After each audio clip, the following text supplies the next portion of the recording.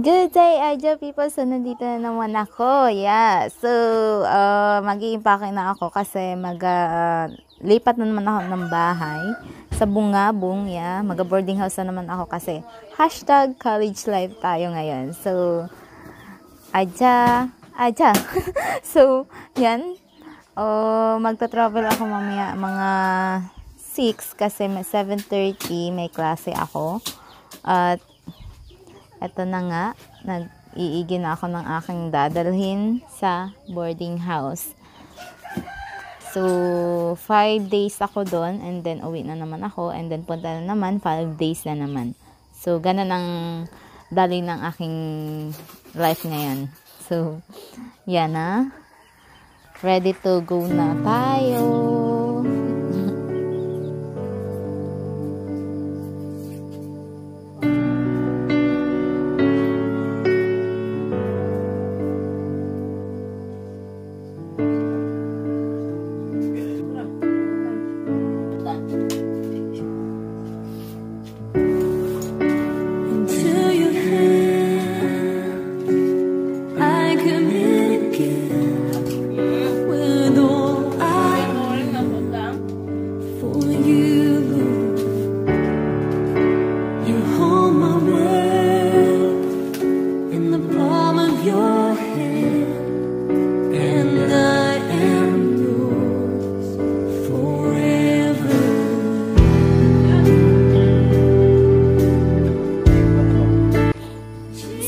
People, yan, maalis na ako sa aking bahay. Yeah.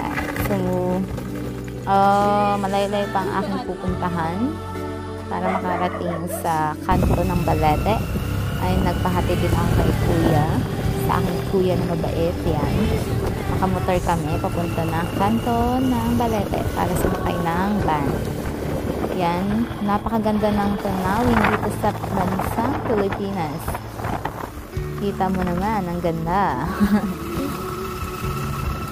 Yan ay pasikat pa lang yung araw. Yan yung tubigan na napakabuti. Ayan, napakaganda ng tanawin. So, ito ako, nakasakay sa motor. And then, yan, medyo malapit na tayo sa kanto. Ayan na nga, naghintay na ako ng van dito at medyo matagal na rin. Matagal-tagal ako nakatayo dito kasi walang dumadaan. Yan. Pero katagalan ng aking kahihintay, nakasakay na rin ako ng van. Yan.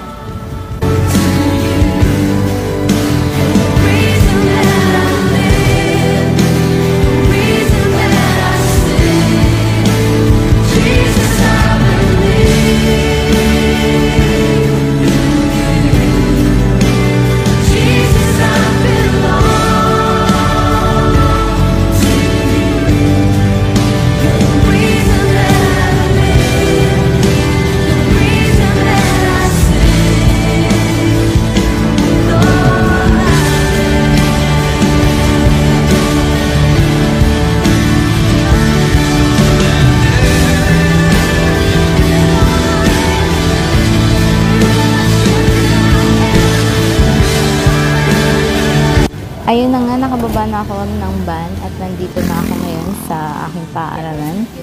Nakarating ako ng mga 7:20. Yun, may 10 minutes pa ako para mag-intindi. Yan, dumiretso na ako sa school para abot ako sa klase namin. Yan yung mga kaklase ko, napakaganda. So, yan sila, mababait yan. Hindi nagapang away. So, yun yung mga kaklase ko. Yan, nagkaklase kami ngayon. And then, yan.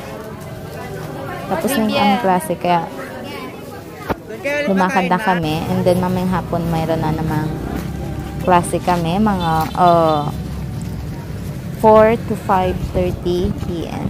So, hapon na yun. Last subject namin yan. So, yun na nga.